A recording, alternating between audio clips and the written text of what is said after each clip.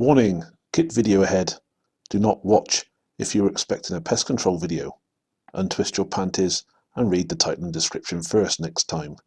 I make these as separate vids to act as answers to future questions. But if you want to see what stuff we have to play with, then sit back and enjoy the video. If you have any questions, can you please check the description below first to see if it's already been answered and for some useful links. Thank you. If you haven't guessed already, we've been sent some new equipment from ATN. Here we have the Mars HD thermal rifle scope.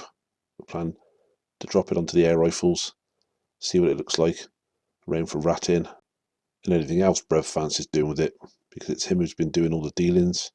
Speaking to ATN, he's got it for a month, but he's given it to me to have a quick look at. You can see it in the box here.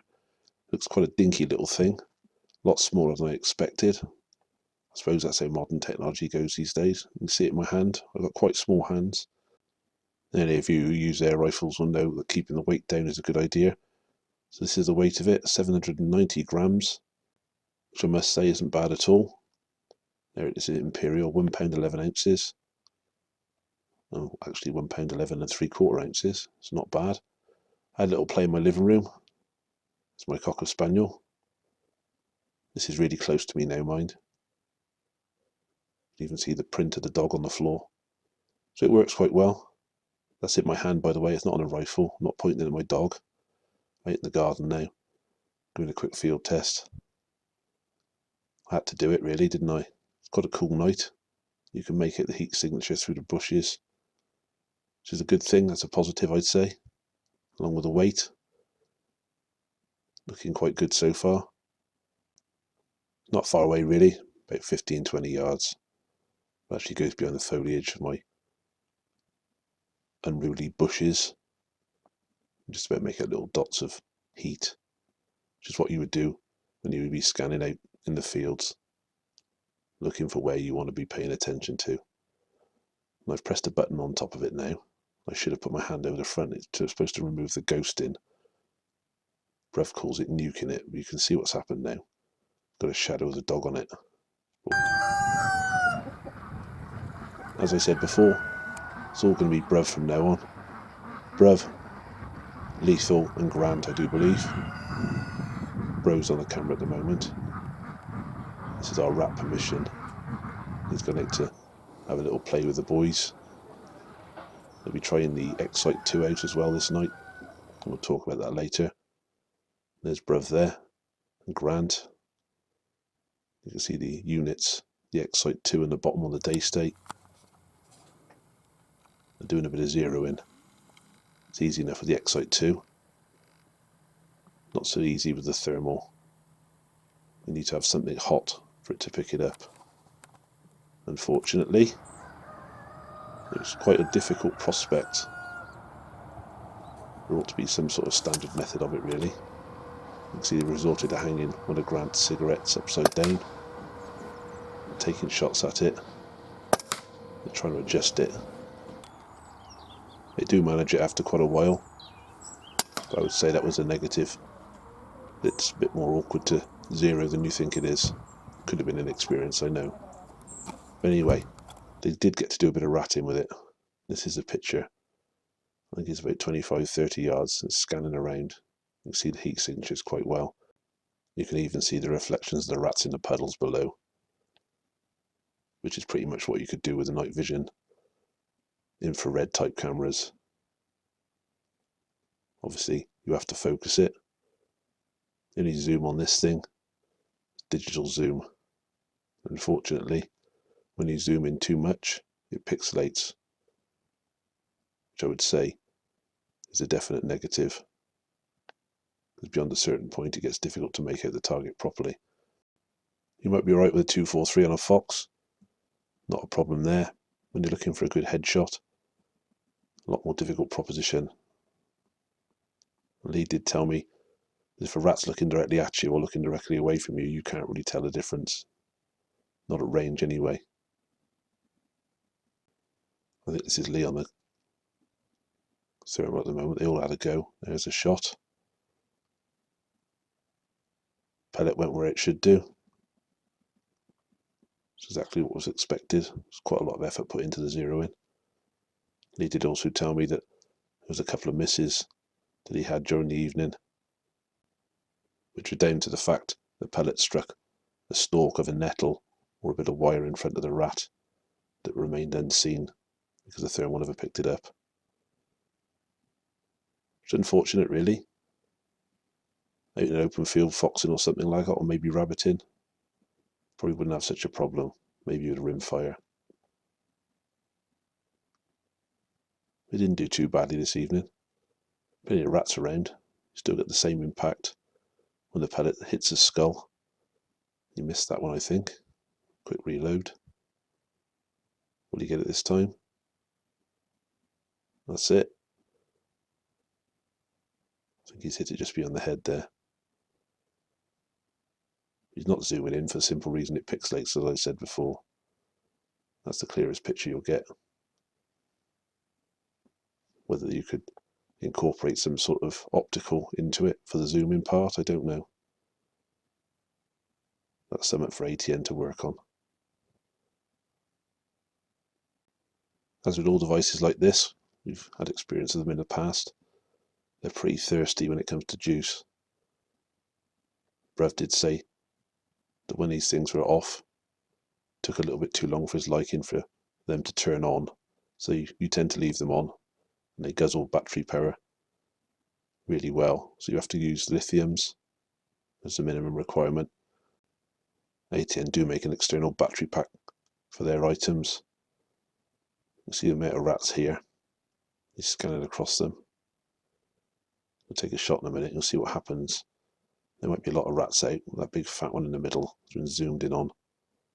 Nice and steady. He hasn't cocked the rifle by the look of it. Here we go.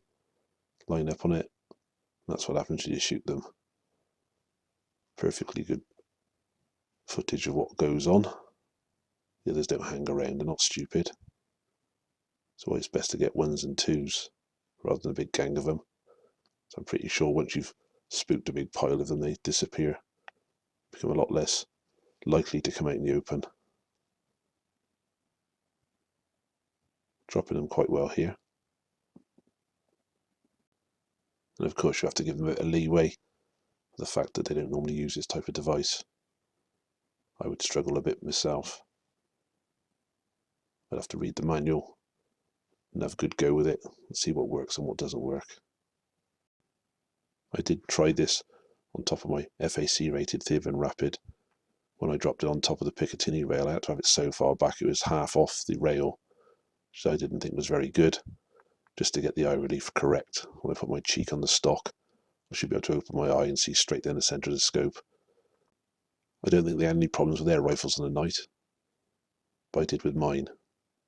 So maybe that was something else to look into at another date for ATN. Possibly with a scope mounting system, to have some backwards adjustable rail system or something, or even a different bolt-on rail to go on the bottom. I don't know, something for them to develop over time. It was only on my rifle it was a problem. You can see here, there were no trouble knocking these rats down. It's quite interesting to see just how hot the chickens are roosting there. Obviously all the really white bits are the hot bits. It's got this one set for white hot. It's got other palette options. Most people who use these things either use white or black hot. See the rats are dropping like flies. This is out just up the road, another rat permission. You've seen the field with the rabbits in on a previous video. Well, these are the rabbits at night. This is what happens when the sun goes down. They're not shooting these, you won't get anywhere near them, they're way too far away. Those little white dots, that's a considerable distance across there, a few hundred meters. It's picking them out just nicely, so that's a good distance test. This is what they came for. Rats under the silos.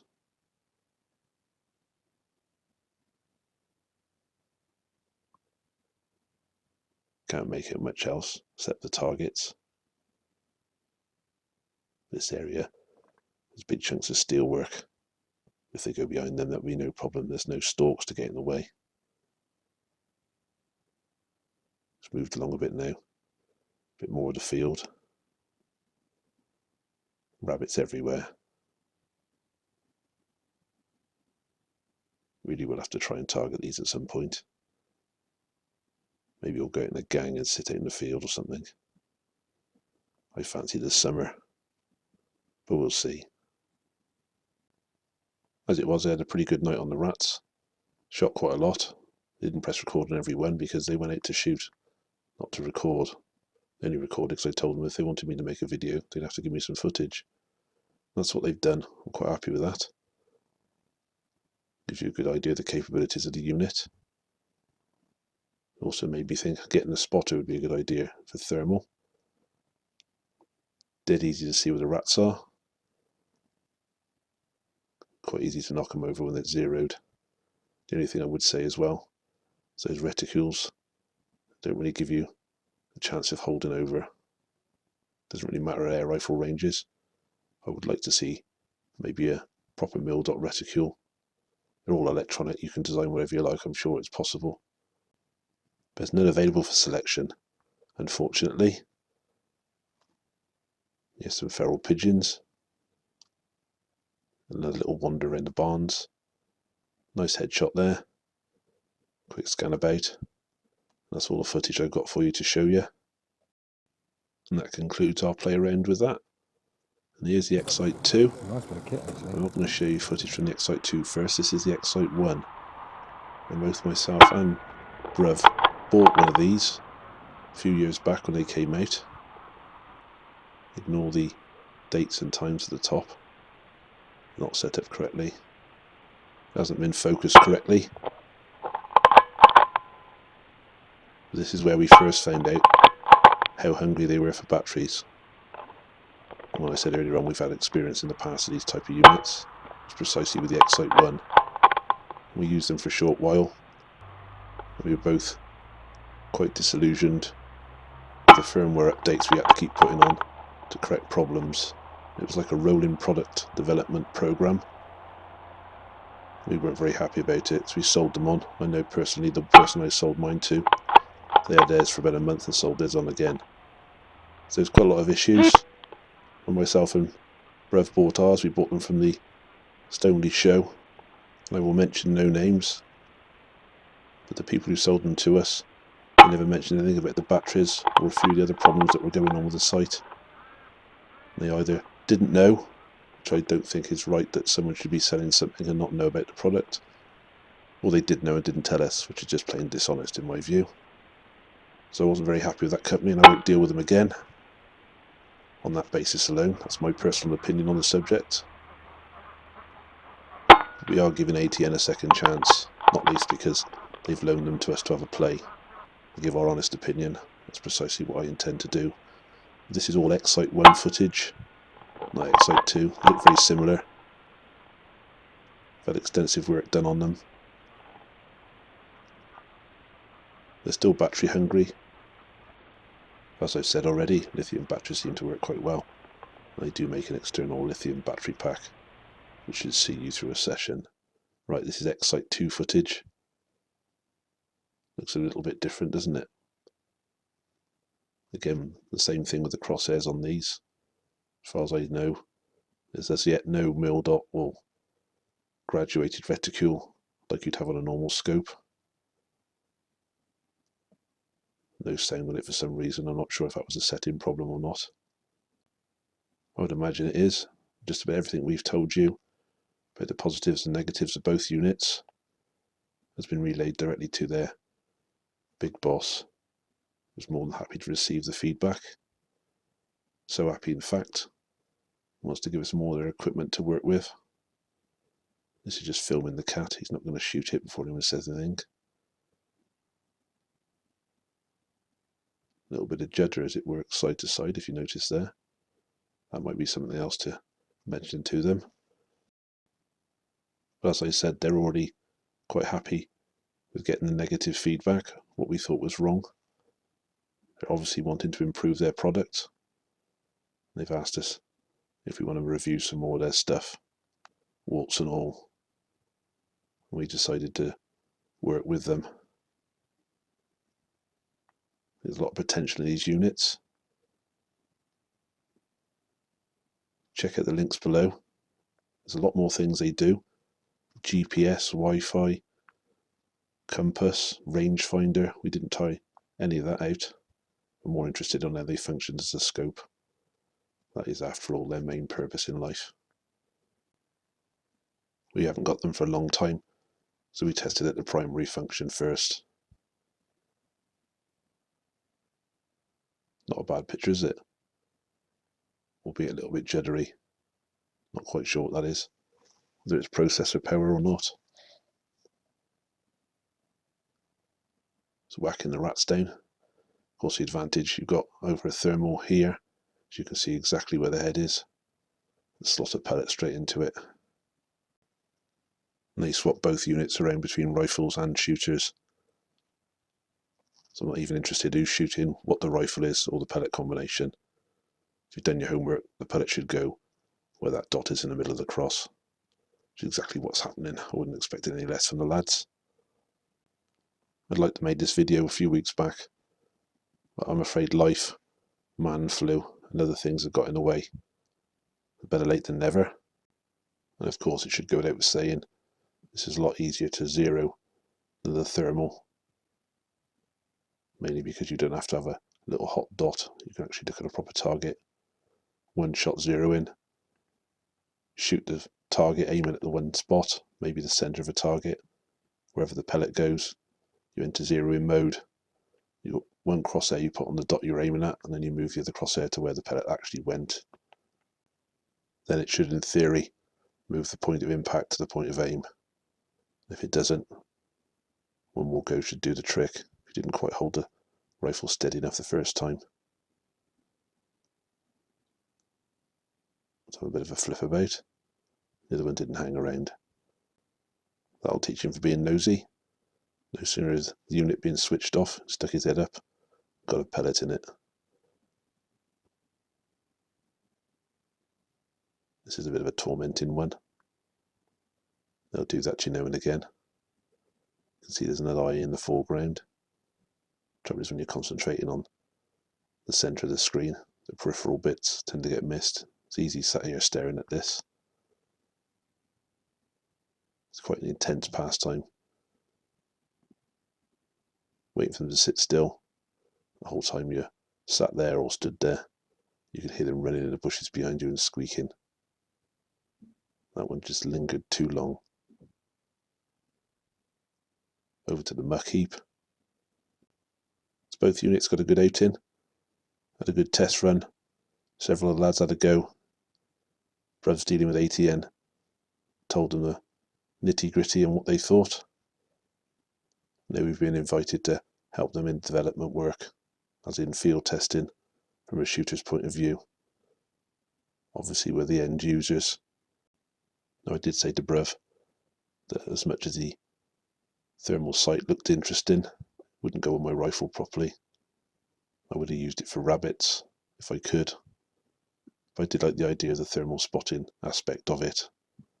So I did say, when you take those units back, see if ATN want us to review some thermal spotters.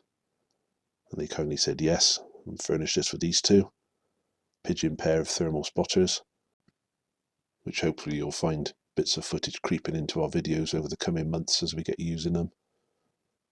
I personally fancy trying them on the squirrels, try and spot their approach, but we'll see how that goes. I haven't done anything like that yet, so I have no idea how it's going to work out, but I'll let you know. Thank you for watching. If you like this video, please like, subscribe and share. Thank you.